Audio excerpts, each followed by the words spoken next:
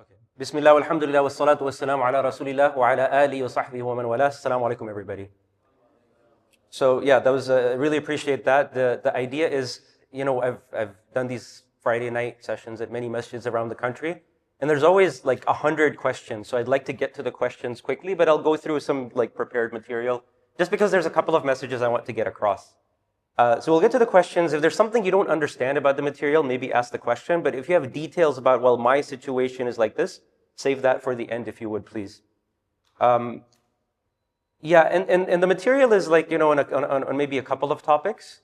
I will also gloss through some of it because we just don't have the time to go through detail. I would rather you have more time for questions. I think that will be more engaging, more interesting, and inshallah more beneficial. So I'm going to try and like maybe speak fast through some of this, whereas normally I might take a lot of time.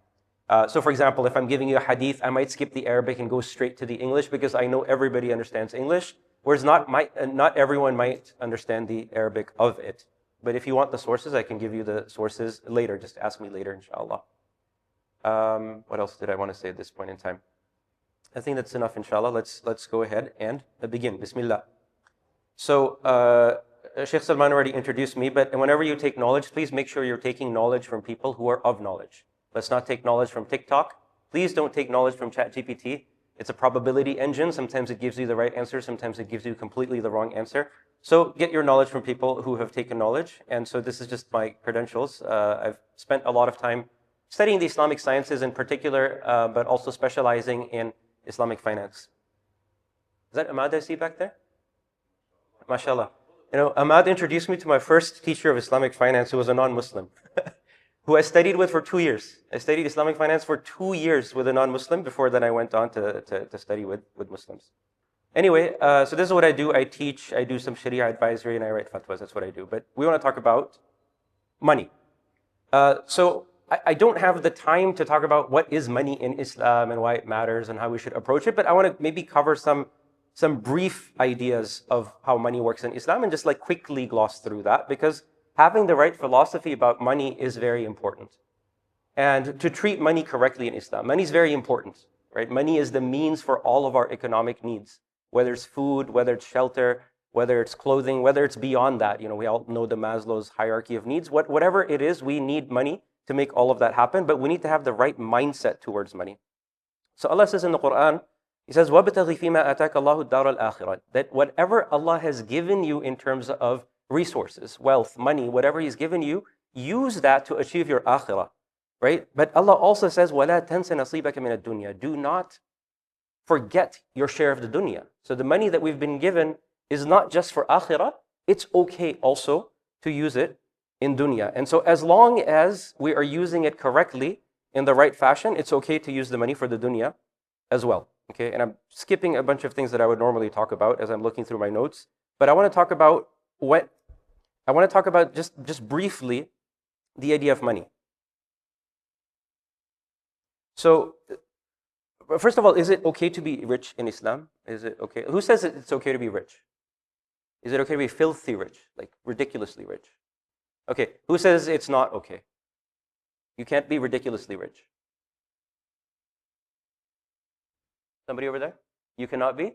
Okay. Why do you say that?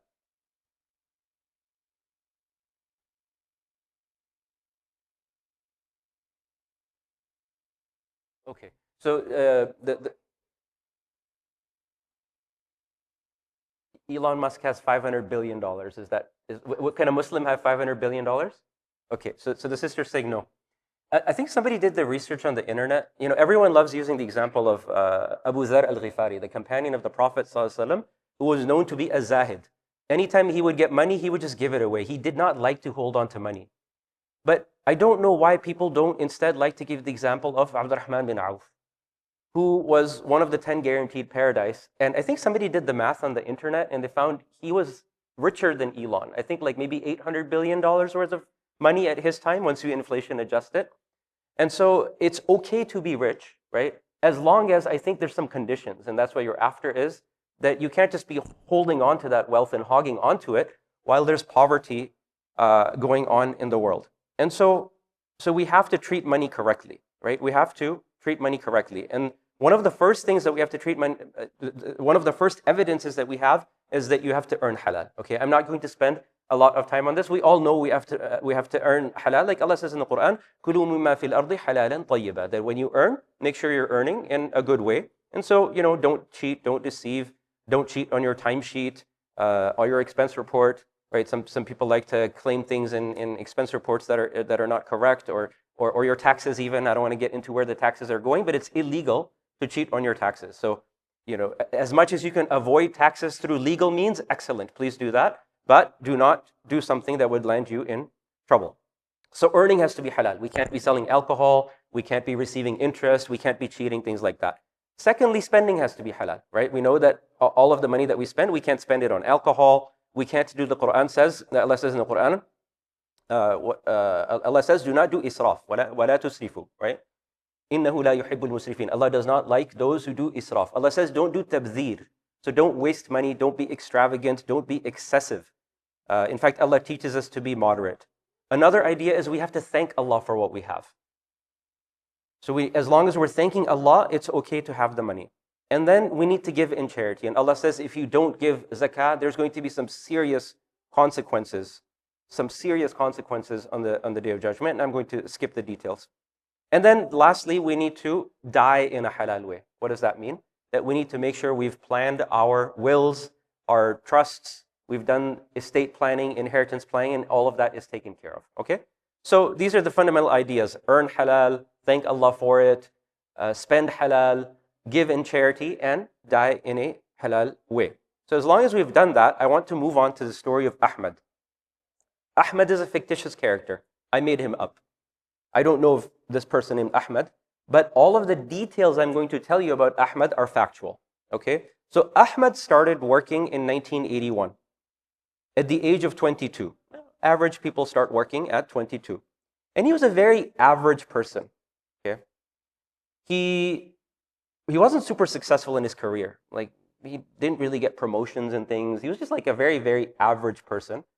And his salary was $26,000 a year. Not that high, which was just under the average of the US. So he was making less, just a little bit under the average salary in the US at that time. And he wasn't super smart with money either. He wasn't like the biggest genius to, turn it into riches like Warren Buffett or something like that. He was okay with money. Not that great. He lived paycheck to paycheck. He survived paycheck to paycheck. But there were two really smart decisions Ahmed made. Okay? Two decisions. Number one, he decided he's going to save $400 a month. Okay, that's one decision. Number two, he decided he's never going to get into debt. So he's only going to buy those things he can afford. He's not going to get a loan. He's not going to make monthly payments. He's not going to have any of that. And so he contributed $400 a month every year into his 401k. And that was, how much is $400 a month every year? What does that add up to? $4,800 a month. Okay, so $4,800 a month, pretty reasonable at that time. And he just kept investing it. He even forgot that he had his 401k set aside. And then 40 years later, he retires in 2020. Okay, so he was putting an average salary, not earning debt, alhamdulillah, not like accumulating debt, and investing it in the average stock market. So now after 39 and a half, 40 years of work, he retires in 2020. He's 61 years old. And he wants to retire. So he looks in his 401k and he checks the balance. How much money does he have in his 401k at this point in time? Take a guess. How much? 1.2 million. Other guesses? 2.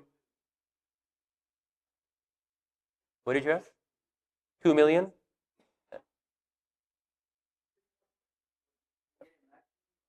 No matching. No, poor guy had no matching. So he's putting in $400 a month, $4,800 a year. Over 40 years, that adds up to $191,000, right? That's what he's putting in. That's all he put in.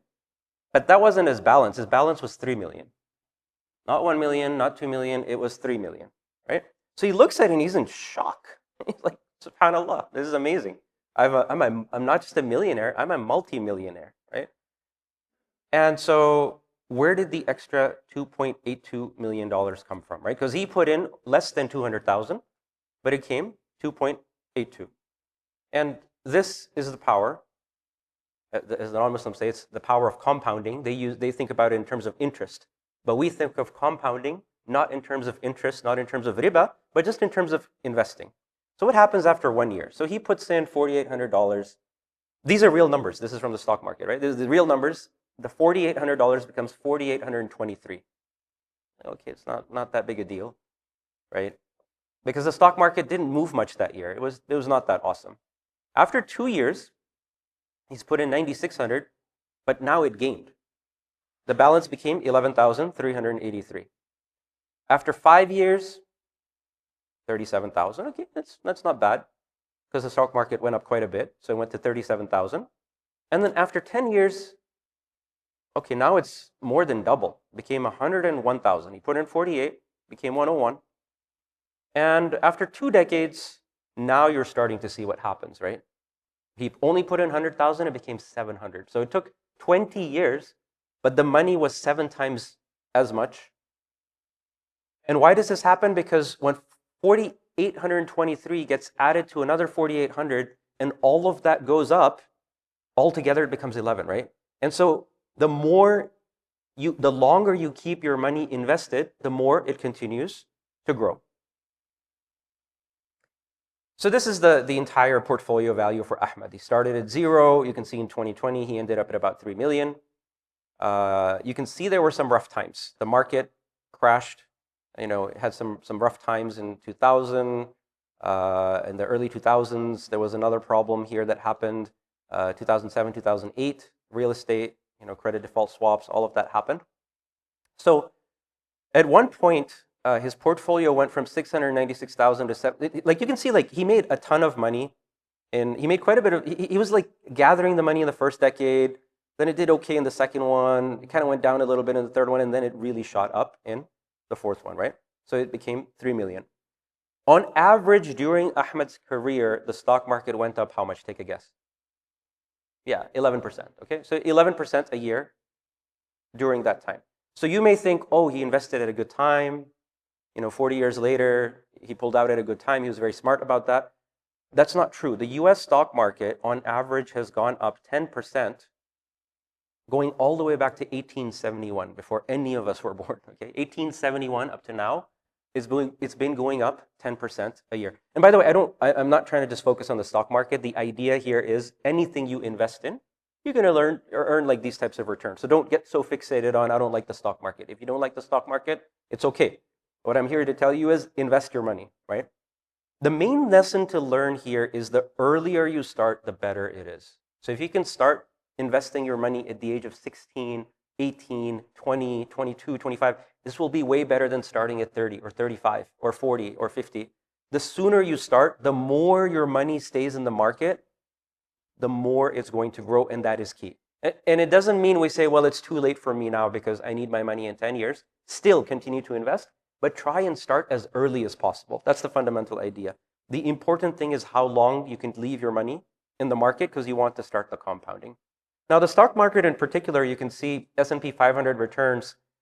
In particular, this is the stock market. Like the green shows percentage increase. This is data from like the last several decades.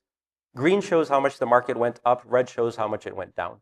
So you can see the greens are more than the reds. And on average, the greens are bigger than the reds. Okay, so overall, the market goes up. But the problem is you might invest at a time, like for example, this one, and then you have 3 years of really bad returns before it goes back to good again. So the problem with the stock market is if you don't have the power to stay in there, you invest, it might go down a year, down another year, down another year, and you might need your money. That's a really bad place to be. But if you know you don't need your money for like 10 years, 20 years, 30 years, then you can invest in there. Okay.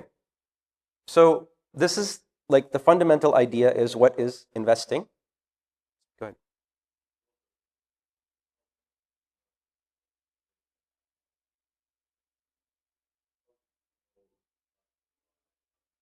I will get there, inshallah. I will get there, inshallah. I will get there, yeah. The thing that I want to just talk about first is investing and why invest, okay? The basic idea of investing is you take your money, you put it to work for some period of time, some project, some undertaking, with the expectation that you want to grow it and earn a profit, right? And so in summary, it's you want to grow your money. You put your money into something and you want to grow it. And the fundamental idea is to take your hard-earned money and put it into something to let it grow. And investing is different than saving, right? We saw that. Because Ahmed only saved $200,000. So if he left that money in a bank account, he would have $200,000. But because he invested it, he had 3 million. So this is very important. Investing versus savings. Savings, your money will be safe in the sense that it won't go up, it won't go down. Like the number won't go up or down, but it won't go up. It'll just stay the same number. Investing, you're trying to grow the money, but you could lose the money. That's what happens, right? Now, why invest? Why invest? Because some people are really good at saving money. And before you can invest money, you have to save money. But why invest? Why not just save it? So number one, you want to grow your money and benefit from the power of compounding. We just talked about that. And this graph shows another version of that. Number two is you want to beat zakah. Oh, I'm sitting in the masjid, I'm talking about beating zakah. That sounds terrible. Why am I talking about beating zakah? I am not quoting you something from my own. I am giving you a hadith from Sunan at-Tirmidhi. This hadith, Imam at-Tirmidhi mentions it. Some of the scholars have said this is a statement of the Prophet ﷺ. This is why Imam at-Tirmidhi brings it in his Sunan. Some people have commented, and Imam at-Tirmidhi also makes the statement, that some people say this isn't actually from Rasulullah ﷺ, but it is from Umar radiallahu anhu. Now, whether it's from Rasulullah ﷺ or it's from Umar radiallahu anhu, it doesn't really matter. Both of them, we know that Umar's statements come from being rooted in the Sunnah, right? So Umar radiallahu anhu in this situation was talking about the wealth of an orphan. And he said, what you should do with the wealth of an orphan, and he's advising, he says, فَلْيَتَّجِرْ فِيهِ. Go ahead and trade with that wealth. Invest that wealth. So if you are the guardian, you're responsible for an orphan, and that orphan has money, invest that money. Invest that money. He's giving advice. He's giving a command. فَلْيَتَّجِرْ فِيهِ. This is amr. This is fi'al amr.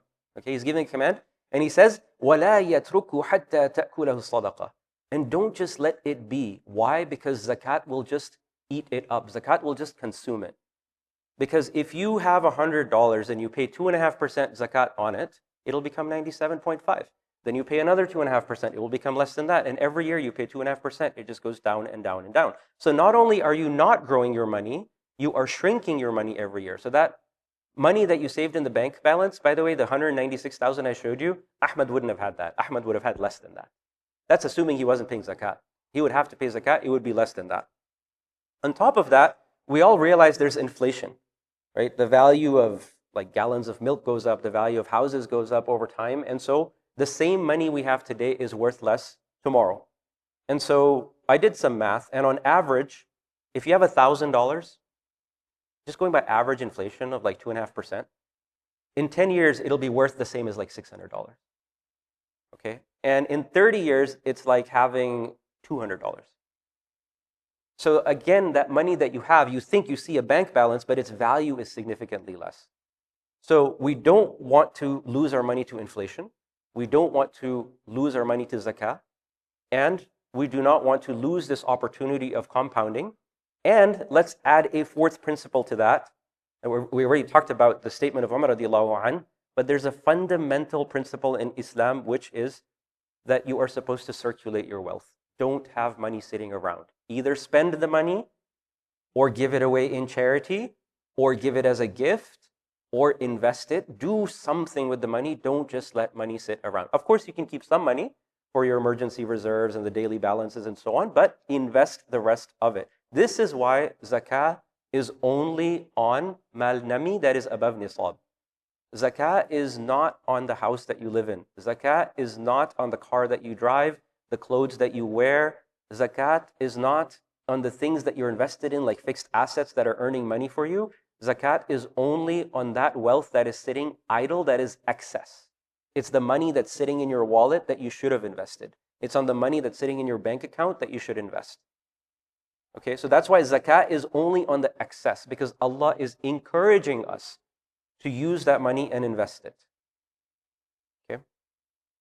So if we are supposed to invest Islamically and it's a wise thing to do, why don't people invest? They're afraid to lose money. They think the market's going to crash. They don't think they have enough money. They don't know how to invest in a halal way. So maybe we can try and resolve some of this. Okay, so before we invest, the number one thing to do is to align our intentions, right? And we know it's okay to be rich. We know that we have to give zakah. We know we need to earn halal. But we still need to, before we invest, align our intentions. So first of all, realize that money in Islam, go ahead. Yeah.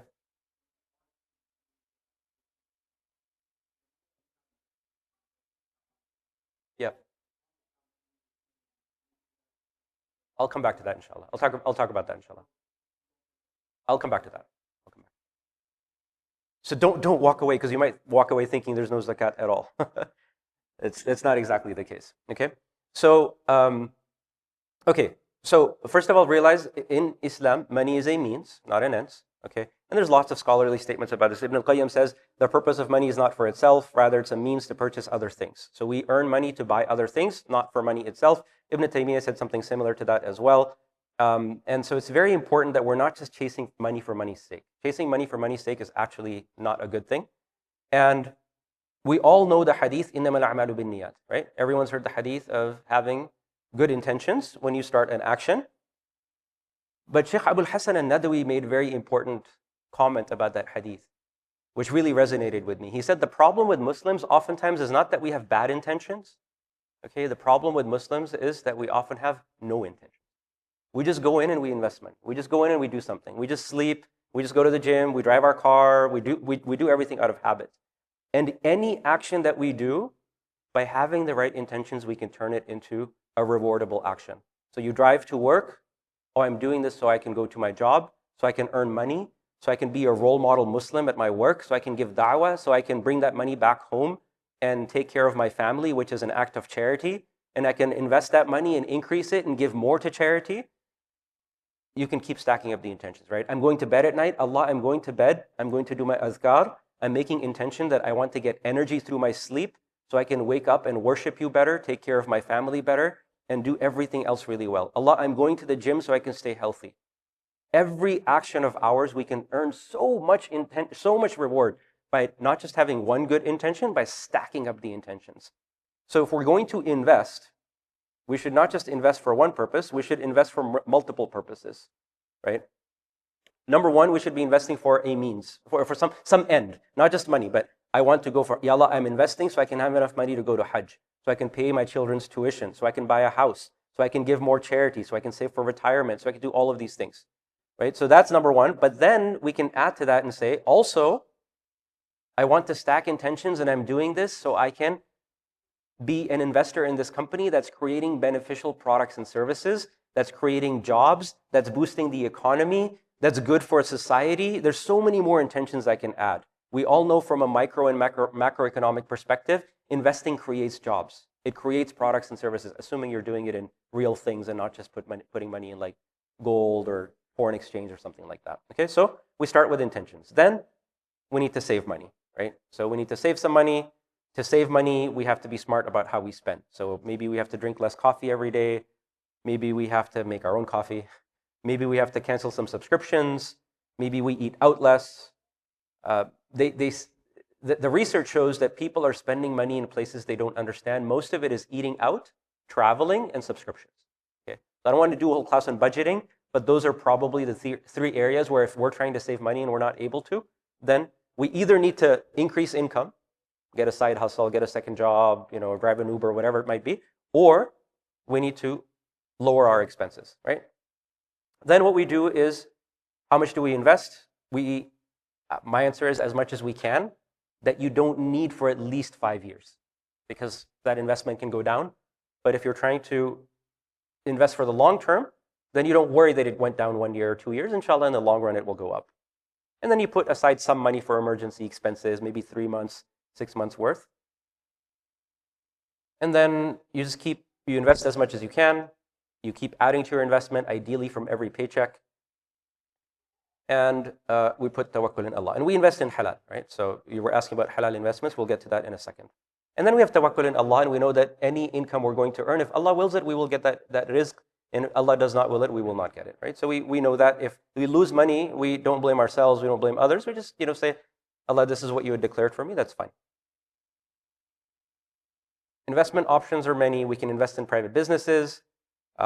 Maybe my friend's opening an ice cream shop, and I can give him some money, and now I own 5% of his ice cream shop, right? I can go to a venture fund, invest in startups. I can go to the stock market. I could put it into real estate or real estate funds, or I can buy and hold something. Now, this buy and hold is one that I generally don't like myself. I don't like it. Why don't I like it? Because if I buy some gold and I put it aside, or I buy some Bitcoin and I put it on the side, I'm not benefiting anybody. I am not creating any jobs. I'm not providing any products or services. The money is not circulating. Remember, Allah wants us to circulate wealth, right? That's why on that Bitcoin or that bar of gold, I have to pay full 2.5% zakat. It's just like holding cash, except maybe I think that the dollar is going to really devalue. So maybe I buy some gold because of that. It's not haram or anything like that. I'm not saying, I just don't like it because you're putting money in a different form. I don't think of it as investment. I think of it as, I bought some gold. Maybe if the dollar goes down, gold looks like it went up, but really just the dollar went down. That's what happened. So I don't like it that much, but the other ones are fine. And so if you find those opportunities, great. You invest in someone's business, you invest in some real estate, you do any of that. The challenge is that not everyone has enough money to invest in a business, or not everyone has a friend that's opening an ice cream shop or a qamariya or a coffee place or whatever it might be, right? Not everyone has that opportunity. So a lot of people do have to put money in the stock market because that's like easy, because you can invest $100 in the stock market, whereas you need usually thousands or tens of thousands of dollars to invest in something else. So if we're going to do that, we should know what we can't invest in. We can't have savings accounts. We can't have interest-based checking accounts. Those are haram. They have riba. Can't have money market accounts or certificates of deposit and annuities. Those are all riba-based. Corporate bonds, again, riba. Government, T-bills, treasuries, again, riba, so we can't do that. You can't trade on margin. For those that don't know what it is, then you don't need to know what it is. For those that do know what it is, you can't do it. Because, again, there's riba involved. You can't invest in preferred shares. Against most people don't get into this stuff, so they don't need to know. You can't invest in futures, forward swaps, options, or any other types of derivatives. I know some people might care about derivatives and say, well, how about if I do covered calls and these things like that. If you want to ask those questions, please ask afterwards. But also realize that like 98% of scholars have declared all derivatives haram, because what you're doing is transferring risk, and we're supposed to take risk. We're not supposed to just give it to someone else and sell risk off. And then you can't short, and you can't do contracts for differences, okay? And again, I'm not going to go in and explain what that means, but if you have questions, you can ask later about that. Okay, so if you're going to buy in stocks, buying a stock just means you're buying a part of a company. You become a shareholder of that company. Somebody once asked me, Sheikh, I'm interested in buying Apple shares. Do I go to Apple's website? And I said, no, you go to a stock account. You need to know how to open a brokerage account. You need to understand things like every stock has like a ticker value. You buy how to buy those shares. That's how you go buy it. But then you have to figure out which stock is halal and which stock is haram and all of that. You can do that. There's apps that do that. There's many apps that do that. So I do have a slide on that. There's a variety of different apps that you can use. It doesn't matter which one. I personally advise Zoya. I know what they do, so I recommend Zoya. But you can use whatever app that you like and buy whatever shares that you want. But there are some challenges if you buy individual stocks. Because if you're buying individual stocks, you think you know what to buy, and you think you're really smart. And most money managers don't know what to buy. In fact, most people who select stocks will end up losing money at the end of the day. So the best thing to do is maybe not buy individual stocks, but to buy funds of stocks, like baskets of stocks. And there's a variety of them. A fund basically pools money from multiple people and buys multiple stocks for you. And they make investing easier. They reduce risk because now you have many types of stocks, and provide some diversification. Now there's two types of funds. There's mutual funds, exchange-traded funds. Mutual funds tend to charge you a lot of money. They charge you like usually 1%, 2%. Exchange-traded funds charge you less, like the halal ones charge you like 0.5% or something like that. So I usually recommend exchange-traded funds. And then within exchange-traded funds, there's kind of like two big ones that are well known. One is HLAL, halal. The other one is SPUS, Sharia portfolio. Both are very similar. Both invest in the entire stock market. Both of them select all of the stocks in the market except the haram ones. So these are two that you can invest in. I do have some charts like Halal performed better than the stock market overall over many years. So did SPUS. They've done better than the general stock market. So investing in Halal has not just been halal, but it's been good for your money. I also have a chart comparing the two of them that shows SPUS did a bit better than HLAL. And then finally, you can find all kinds of comparisons online. Both of them are good. I personally use SPUS. Why? Because they're slightly cheaper. They have historically slightly better returns.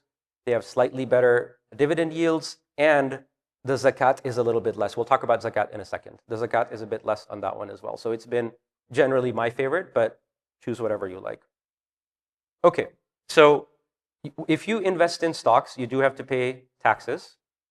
When you sell your shares, those taxes are called capital gains. When you sell your shares, you have to pay capital gains tax.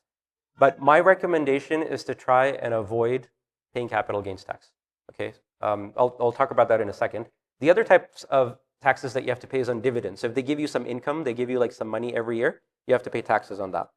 So if you invest in the short term, like you buy stocks and you sell them within 1 year, your taxes are going to be up to 37%. Depends on your tax bracket. Whatever your tax bracket is, you're basically going to pay at that rate. So it could be up to like 37%. But if you invest for the long term, like you hold the stock for more than a year, you only end up paying 20% in zakat. So by investing for the long term, you save a ton of money in taxes. Investing for the long term will save you a ton of money in taxes. Also, if instead of selling the shares, you just die, okay, then there's something called cost basis step up, where your heirs don't have to pay the capital gains tax at all. So if you don't sell shares at all and you pass it on to your spouse, your kids, your inheritors, that's an even better way to go. They will not have to pay any taxes at all. There's a few other ways to avoid taxes. You could do, for example, you can donate your stocks to charity. So if you donate your stocks to charity, the charity gets more money, you save on taxes, and Uncle Sam loses out. I'm not going to go into that in detail, but there's ways to do that. But maybe you can ask me afterwards. Also, dividends. If you don't hold a stock for a year, you end up paying a lot of taxes on dividends, depending on your tax bracket. But if you invest for the long term, again, you're only going to pay up to 20% on dividends. So again, you save on taxes, capital gains tax, and dividends tax if you hold for the long term. Moving on to calculating zakat on stocks. I'm a member of the Fiqh Council of North America. We've been working on a fatwa on zakat on stocks for a year. For 1 year, we worked on this. Alhamdulillah, it was finally approved 2 weeks ago. It will be published online in 1 week, inshallah. It'll be published next week. But this is exactly what that fatwa says, and I'm going to simplify it. So let me just start with the simple idea of if you have cash, you pay 2.5% zakat on it. So if I have $10,000 sitting in my bank account, I pay 2.5% zakat on it.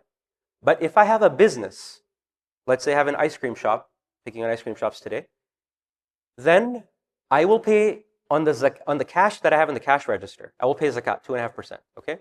I will also pay on any money that someone owes me, just like I would if someone owed me anyway. But I will not be paying zakat on the freezer, because that freezer is being used to store ice cream, okay? And Allah doesn't want us to sell off pieces of the freezer to pay zakat, because that would be very hard to do. So the freezer has no zakat. The cash register itself has no zakat.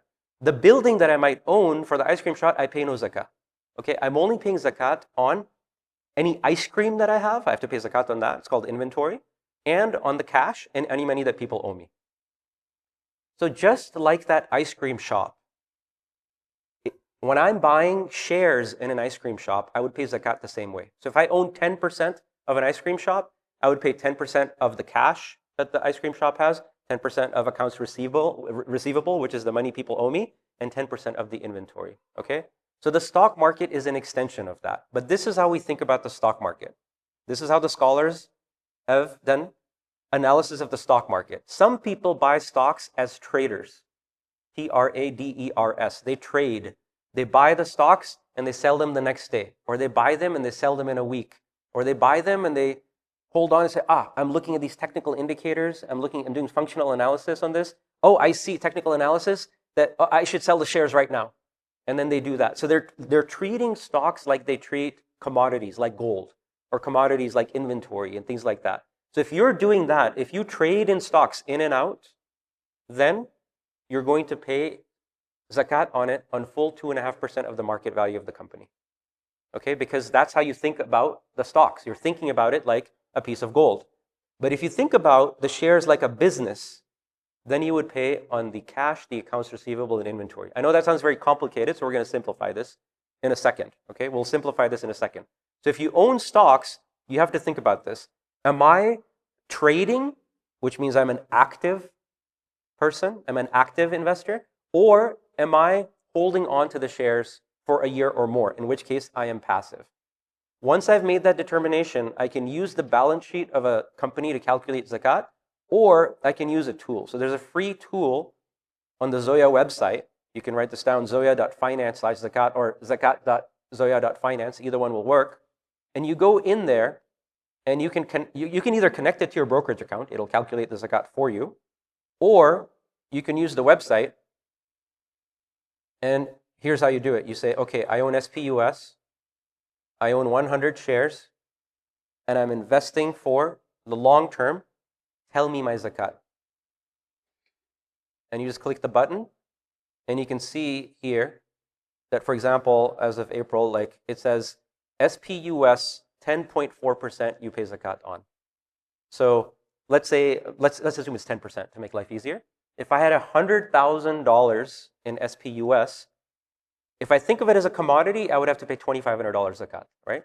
But because I think about it like a business, I would pay 2.5% on 10%, so it ends up being 0.25%, so I pay $250 in zakat.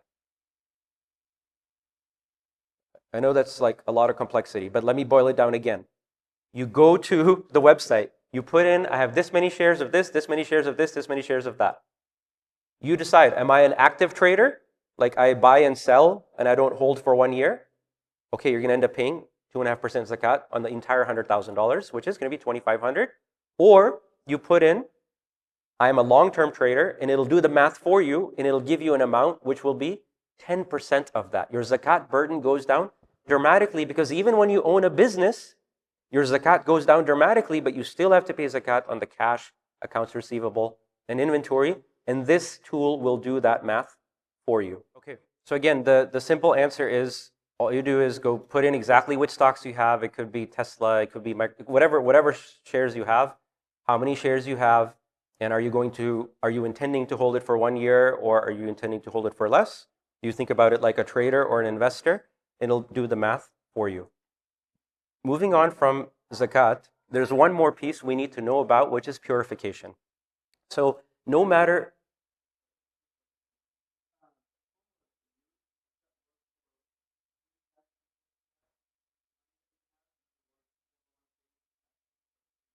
...401k assets would be treated the same way. Yeah.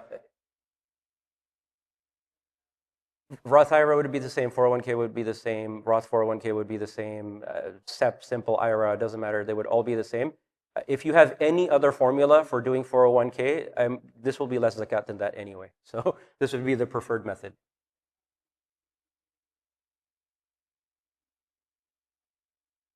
Yes, the app will, this is free. This is a free app. It will go in, it will download the balance sheet, analyze the current assets, find accounts receivable, cash, and inventory, and do the math for you. This is not practical for most people to do on their own. Let me just finish a couple of other thoughts, and then we're moving on to questions anyway. So purification. If we're buying halal stocks in the first place, why do we have to purify? The reason is that even though we're trying to buy halal stocks, and SPUS is supposed to be, it is like all halal stocks, and HLAL is all halal stocks, and if we're buying through some other app and doing screening and making sure it's halal, why do we have to purify?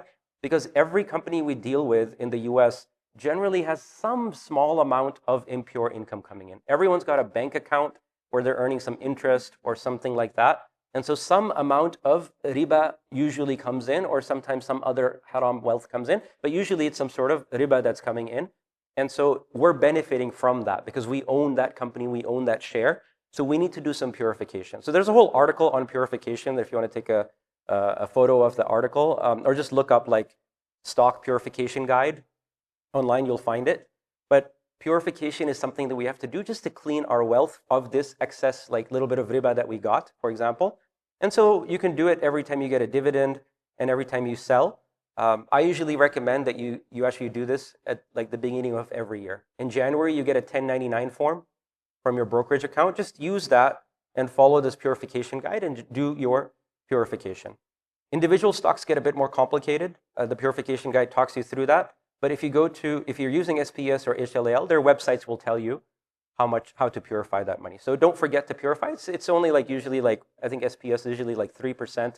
So if you get dividends of $1,000, then you have to give $30 away in charity.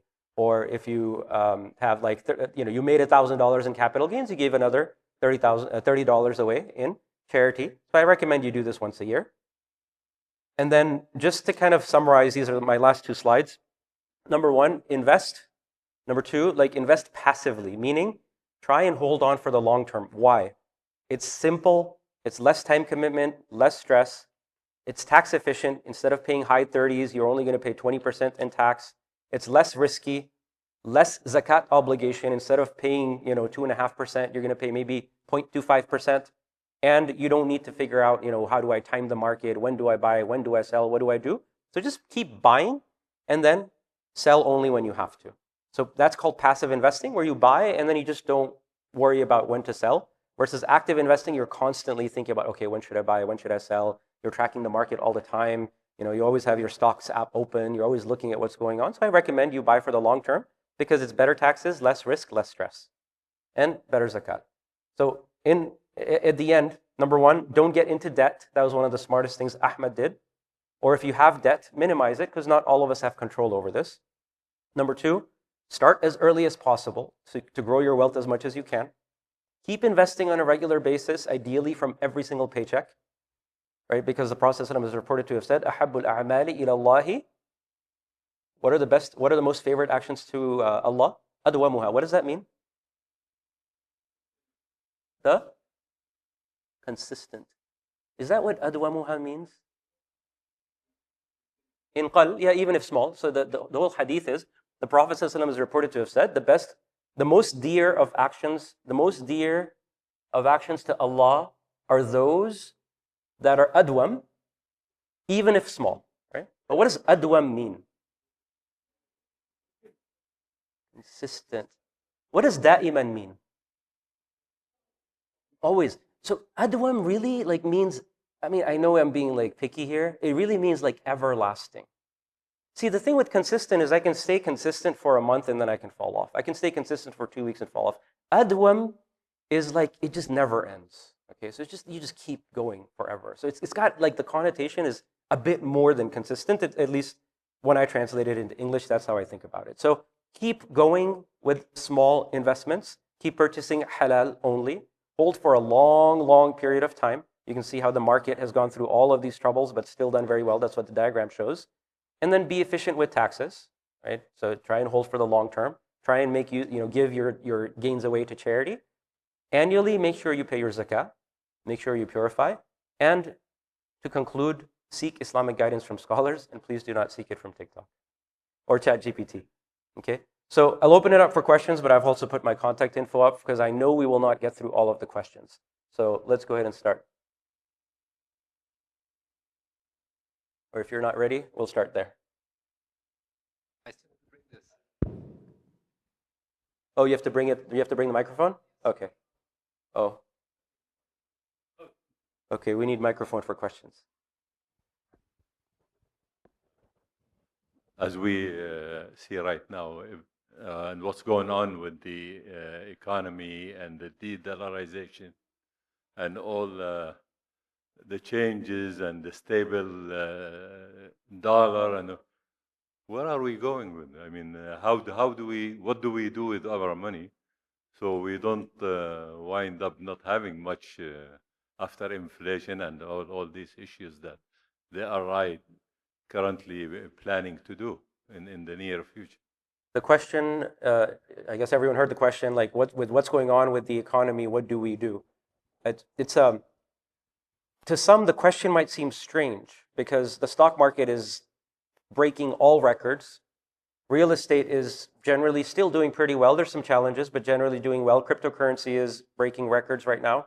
And so everything seems great, right? But for those that study the detail, who are economists and who are being open-minded and truthful with themselves, they're seeing a level of monetary policy that has never been even attempted before.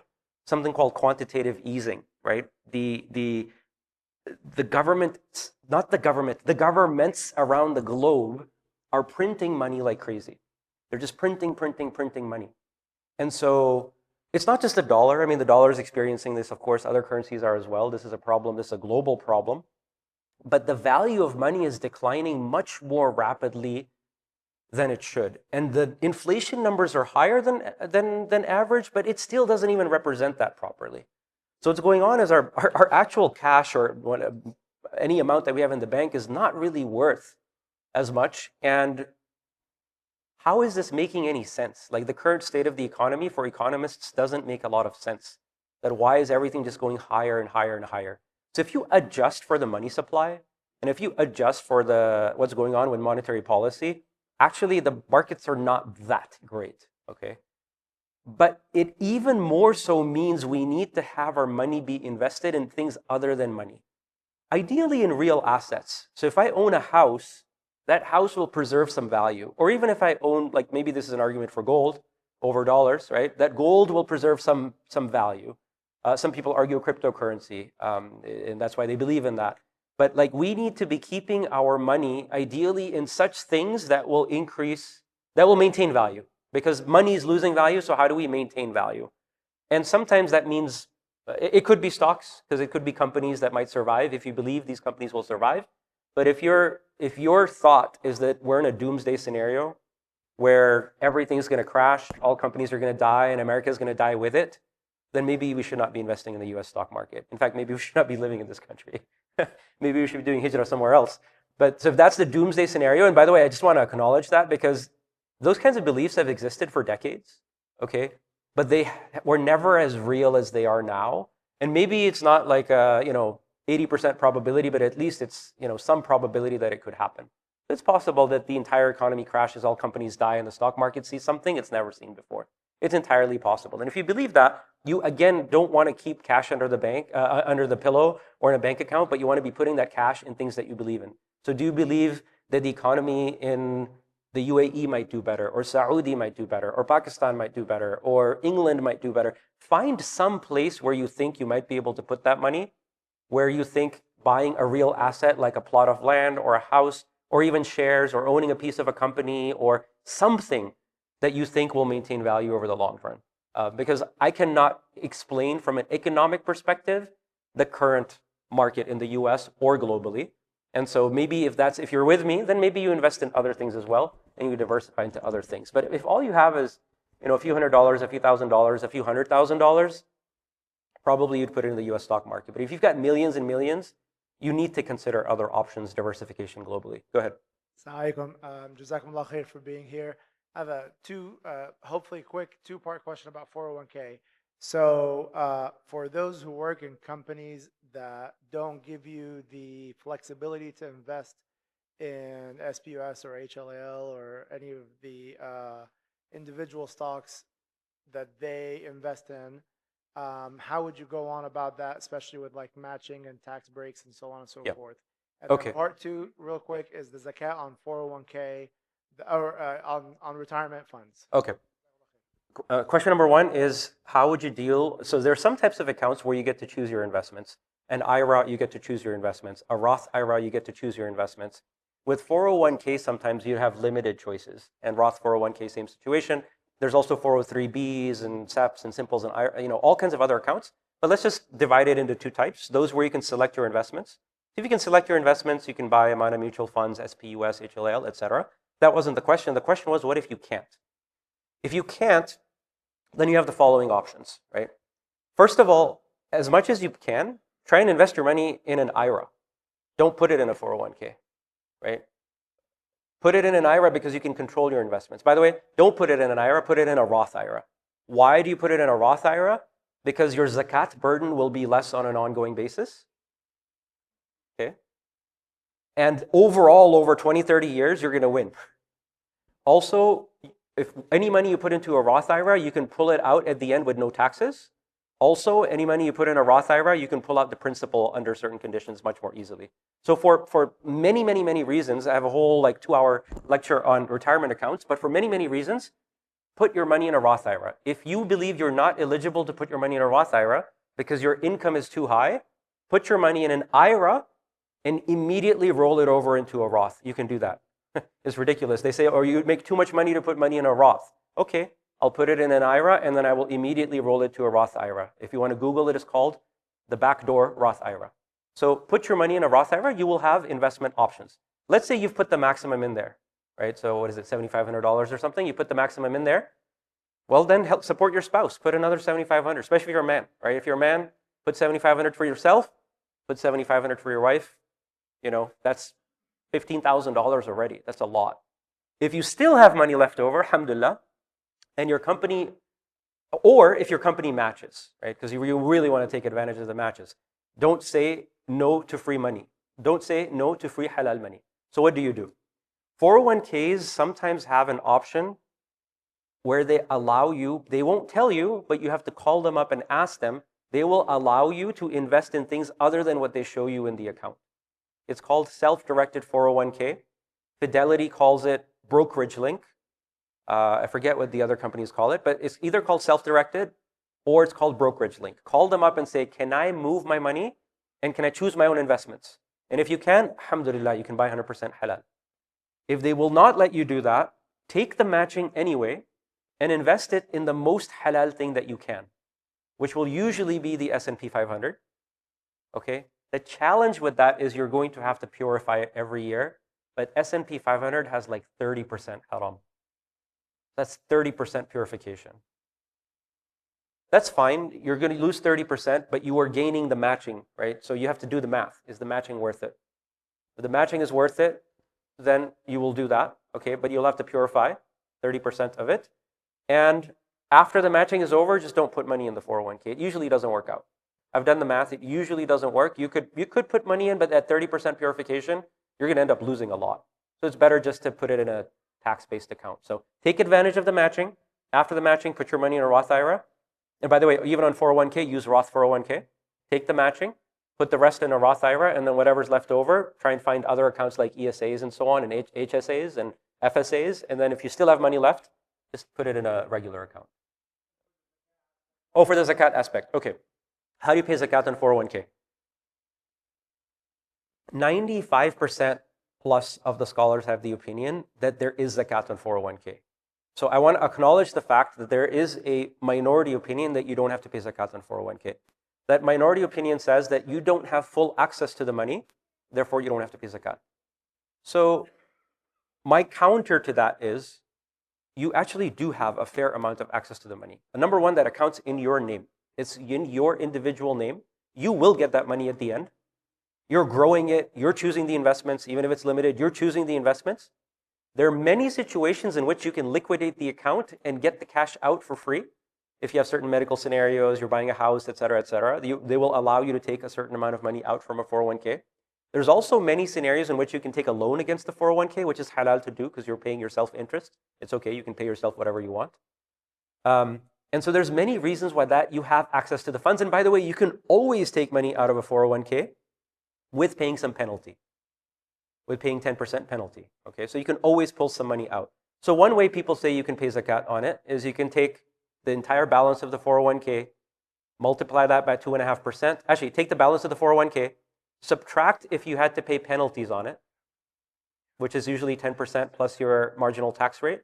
So let's say 50% maybe, something like that. And then pay 2.5% zakat on that. Because that's how much money you could get out of it right now. But every single person I've talked to in my life, every single person, and this is like, must be more than 1,000 people, I asked them, do you intend to take money out of your 401k right now? Every single one says, no, why would I do that? I'm going to keep it there until I retire. So if your plan is to keep it there, then you're thinking about it like a passive long-term investment. So if you're thinking about it like a passive long-term investment, then you would only pay zakat on these zakatable assets. Go to the Zoya app, pick passive, choose the fund that you have, S&P 500, whatever, and it'll do the zakat. The last time I checked, zakat on S&P 500 was roughly about 30% of the assets. So you'll pay 2.5% of about 30% of the S&P 500. But go to the app, do the math, pick the fund that you have, and it'll tell you how much zakat to pay on it.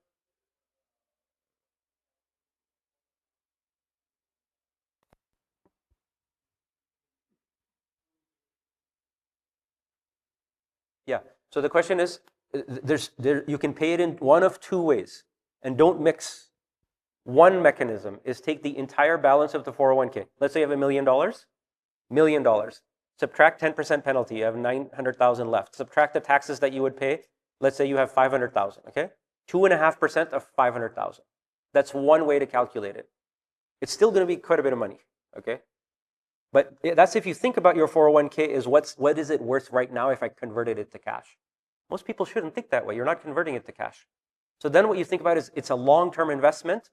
So you say, okay, 1 million times, you know, the app will tell you it'll probably be like 30%, so like 300,000, then 2.5% of 300,000. So 2.5% of 300,000 is less than 2.5% of 500,000. So we know that this is going to be less zakat. But don't mix between the two.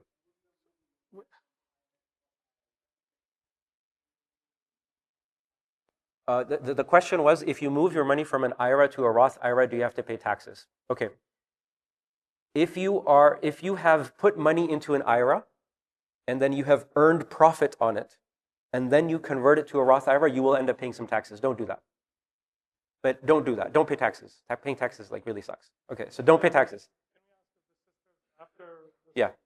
But if you do not have an IRA, then you can contribute to the IRA. If you haven't earned any profit on it, you can immediately convert it to a Roth IRA, and you will not be paying any taxes on that. Good clarification question.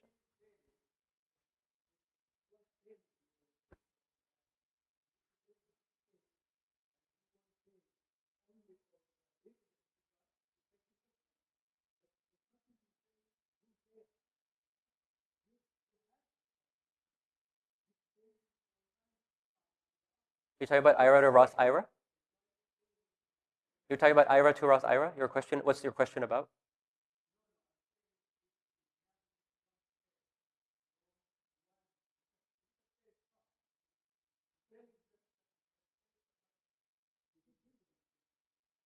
You don't get dividends, you get capital gains. Selling stocks doesn't give you dividends, it gives you capital gains. But yeah, keep going.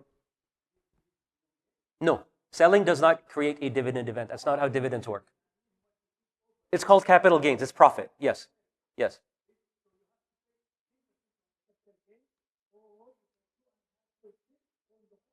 No, there's no 10% rule. I'll be publishing this on the website. 10% comes from agriculture, crops. Stocks are not crops. There's this concept in Islam called ushr. Okay? Ushr is the Arabic term. It means 1/10.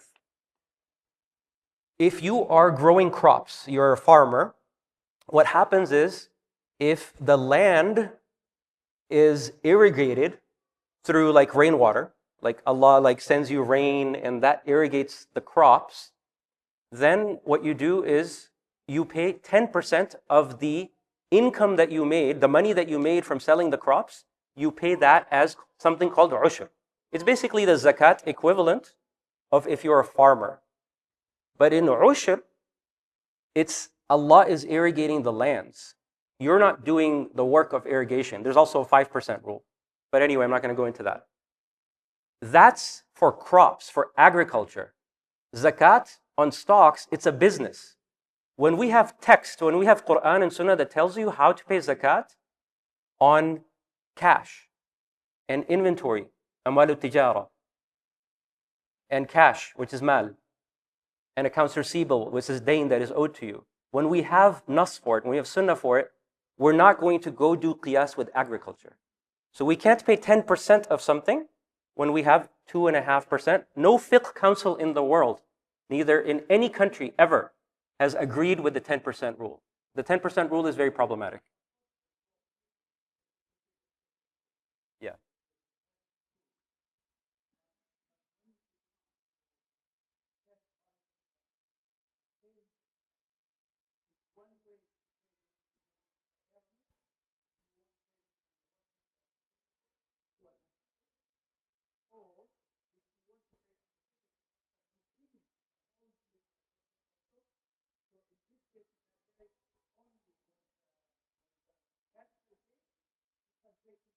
No, you cannot. So the brothers are arguing you can pay 10%. I don't want to get into a debate here. There is no basis in Islam. When we go to Quran, then we go to Sunnah, then we go to Qiyas, and we go to Ijma'. When you find something in Quran or Sunnah, you cannot go to Qiyas. The 10% number comes from agriculture. We cannot bring agricultural zakat into ownership of a business when we already have hadith and Sunnah very clear that tell us how to pay zakat on ownership of a business. But we can talk about it afterwards, inshallah. Maybe after Isha. Let's go over here. Any questions from the sisters?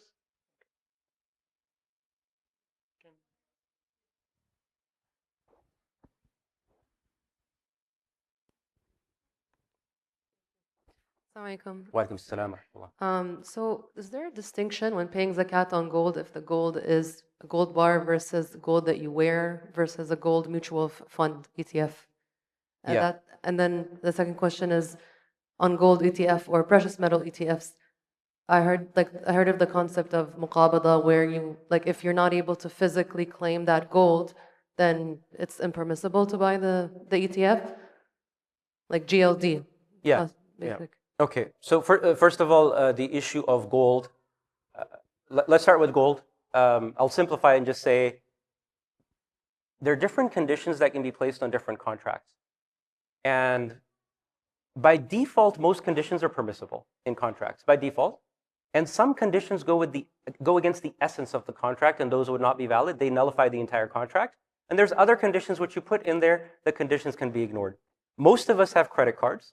Those credit cards have a condition that says if you don't make your payment on time, we're going to end up paying riba, which is haram. We all still have credit cards. Many of us have rental contracts, electricity bills, trash bills, cellular bills. All of these have conditions in them that say if we pay late, we will end up paying riba. Yet we accept those contracts because that condition doesn't go against the essence of the contract. So we just kind of ignore that condition and we make sure we don't pay late, right? That's what we do as Muslims. We just don't want to get into that scenario. We pay our credit card bills, our rent, and our utility bills on time. The other type of contract is where the condition is so messed up that it kills the entire contract, okay? When we're talking about buying GLD through an ETF, there are some conditions which are fine, and I do not find an issue with the condition that you cannot claim the gold. You own the gold. ETF is 100% gold backed, which makes it totally fine, in my opinion, okay? So the gold ETF is fine. And most scholars have said it's fine. Some have disagreed, but most have said it's fine. The ones who say it's not fine, they have a problem with that condition. As far as paying zakat on gold, it's similar to paying zakat on other personal items. If I have cars, not just one car, I have 10 cars because I love cars, or have art because I love art, and I like to decorate my house with the art, or I like to drive these cars, or I just love to go, I don't know, I'm not a car person, so I don't really know, but I have this big garage and I have 10 cars. I don't drive all of them, but I like to go sit in them or just see them every day. I enjoy them. I get some pleasure out of them, some value out of them. I'm into cars, let's say. But I'm not an investor. I'm not buying them because I want to make money. I just like cars. I'm not going to pay zakat on those cars because they're my cars. They're my personal belongings. I am getting utility. I'm getting benefit out of them. And I'm not looking to be making money from the cars. Now, if I sell the cars, I will end up making money. But that wasn't my primary objective. Same thing with the artwork. If I bought the art because I wanted to make money on it, then I will pay zakat. But if the art is to decorate my walls, even if it's $1 million painting, I will not pay zakat on that. Gold is going to be in the same category with a star, a caveat we'll come back to in 1 second. So if I buy gold bars, well, actually, gold I can't claim I like looking at gold, or I just like to decorate my wall with gold. So if I buy a gold bar, or if I buy gold ETF, or gold coins, or something like that, then I'm buying it for investing purposes, generally speaking, and I will have to pay full 2.5% zakat on it. The one exception that's claimed is gold jewelry for women. And this is where we get into first of all, if the woman is buying the gold jewelry for investment purposes, clear, 2.5% zakat. What if she's buying the jewelry for her own self? Maybe she wears it once in a while, maybe she wears it very seldom, but it's for her own self. That's where we find a difference of opinion. So the Hanafis say that you do have to pay on the gold, and the Shafi'is and the Hanbalis and the Malikis say that you don't. Actually, express and say the Hanbalis are split on this issue. The majority opinion of the Hanbalis is that you don't pay, but there's a minority opinion that you do, and that's the one Saudi follows, for example. So they do put zakat on gold jewelry for women. So of the jewelry that women have, they're not going to pay zakat on like the diamonds or the stones or anything like that. But for those who are inclined to this opinion, why is there a difference of opinion? The difference of opinion exists because for those that say you have to pay zakat, they think of gold like money. Because gold is like a type of money. It's a medium of exchange. It's a store of value. It's a unit of measure. It matches all the definitions of money. So they say it's like money. Therefore, you should treat it like money. Even if it's jewelry, it's like wearing like dollar bills or something like that. You know, it will be like that. So you have to pay zakat on it. For those that say you don't have to pay zakat on it, they say that's the case because it's for wearing. If a man wears a watch because he likes wearing an expensive watch, he doesn't pay zakat on it. If he wears a watch, but he bought it primarily because he thinks his Rolex will go up in value, he will pay zakat on it. So that's why this famous difference of opinion exists. I personally incline towards the opinion that if you are buying that gold jewelry to wear yourself, then you don't have to pay zakat on it. But whichever opinion is more intellectually appealing to you, that is the one that you can follow, inshallah. So for the ETF specifically, The ETF, you will always pay the 2.5% of stocks, GLD. we can use the Zoya tool for that. Or do we count it in a different You don't way? need to use the tool. You can just take 2.5 times. Like it's the value. growing, and I don't know how it's different, but It's what? sorry, no, I was just thinking out loud. It's okay. Yeah, it's just going to be 2.5%, just like cash. Just like cash. Yeah. Okay. Yeah. One more question. One more women's side because we haven't been doing enough from that side.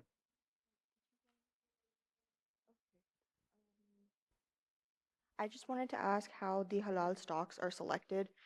Basically, I'm basing it off of companies like Amazon, where we know that they support the IDF Okay. or that they, you know, I understand your question. Okay. exploit their So labor. how are halal stocks selected? If you Google for an article called Halal Stock Investing, Sharia Standards Explained, you'll find my article on the Fiqh Council website, which explains that. It goes into a lot of detail and tells us where all those numbers and things came from. Fundamentally, you're looking at the business, number one, to make sure that it's not a haram business. It shouldn't be like a beer company or a gambling company, an insurance company, something like that. Number two, it goes through certain financial screening analysis. What you want to make sure is, even though it's not primarily a haram business, you don't want them to earn too much money from haram. Ideally, they're earning 0% from haram. Reality of the situation is, like I said, almost every company is going to have a bank account and get some amount of haram. And that's why we have to purify. So the scholars came up with, you know what, if a negligible amount comes from haram, we're willing to accept that as long as people purify. Not that it's great, but if you don't allow for this, then people can't invest in anything. And for all the reasons I mentioned at the beginning, people need the ability to invest. Islam wants you to circulate your wealth and be investing it. So you have to be able to find some stocks that work. And so a Sharia standard was created, originally with the Dow Jones Fatwa, then adopted by the AOFI standards, and all of the standards and scholars around the globe pretty much have accepted this, which is that they say that as long as less than 5% of the total earnings are from haram, and as long as the company doesn't have too much leverage, like its structure is not based on too much debt, where the profits are being made based on riba in a way. Okay, other people are doing riba-based loans, you're making money off of that. That's called leverage. So as long as there's not too much leverage, and as long as the company is not dealing with cash too much, like they have a lot of cash accounts that are earning riba as well, then you can invest. So there's 3 ratios they came up with. Those 3 ratios you can find in the article. Your specific question is also talking about how about the companies that are aiding Israel, that are aiding IDF, and that maybe should be boycotted for different reasons, and so on and so forth. And also those that exploit the labor of their employees. Also that exploit child labor. And so if we find out that companies are engaging too much in these practices, because every company does wrong things, just like every human being does wrong things, but if too much of that is coming from haram, like they're exploiting child labor or they're supporting war or something like that, then we do not want to be investing in those companies. The problem that happens is we're all very emotional about the genocide, as we should be. We're very upset about the genocide. And so we don't want to be aiding Israel in any form or fashion. Yet our tax dollars are going there. And some companies are supporting the IDF as their customers. If we do the quantitative analysis, we find that support, qualitatively, we find very problematic, but quantitatively is less than 1%, right? So there's a lot of discussion, for example, on Microsoft. A lot of people are discussing Microsoft. Hey, they've done this, they've done that. They've also denied Israel many things, by the way. You know, they've shut things down for Israel as well. But again, it's a tiny percent of the business. That doesn't mean it's justified. It doesn't mean it's allowed. It doesn't mean that we are okay with that. It just means that at least our money is not coming from haram. As much as we can shift away from such companies into something else, that would be great. But then the answer becomes, what do you shift to? We know these large companies are doing some of that. We're not even looking at the small companies. We don't know what they're doing, right? So reality is every company that you might invest in is probably doing something that we're not going to like. And if that's the approach that we took, we would not be able to invest in any company. The answer is we need Muslims to be entrepreneurs. We need Muslims to provide investment opportunities that are 100% halal, whether it's in the stock market, outside the stock market, whether it's real estate funds, whatever it might be. That doesn't exactly exist. We have some options today, but maybe 10, 20 years from now, we can have better options. And so we need to be training our kids, our youth, to become entrepreneurs, form these companies, create 100% halal options. But until we get to that ideal, we can't invest in an ideal way either, unfortunately. And so we have to be somewhat pragmatic about that. There's options. Unfortunately, most of the options are available only to accredited investors. Accredited investors are those people that have either like $200,000 in salary or income, or they have $1 million saved up other than their house. So it's only for the rich, right? So the rich can invest in funds like Provision Capital in Dallas, NIA, based out of California. They can invest in NurQuest private equity. They can invest in, there's a variety of different companies that are forming funds, real estate funds, Souk Capital based out of California. There's lots of companies, but you have to be an accredited investor. And if you're not, then you don't have access to many of those options. Not available. It's your friend opening a Yemeni coffee place. That's the only answer. This is why we have to create options. Yeah.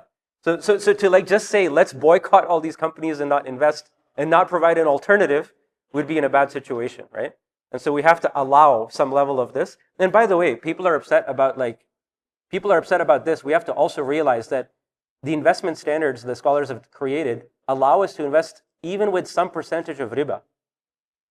We're talking about Israel having war against Gaza. We should also realize dealing with riba is war against Allah, as Allah says in the Quran, right? So this is all problematic stuff. I'm not trying to justify it or explain it or say it's good, but in the absence of something else, this is all that we have available.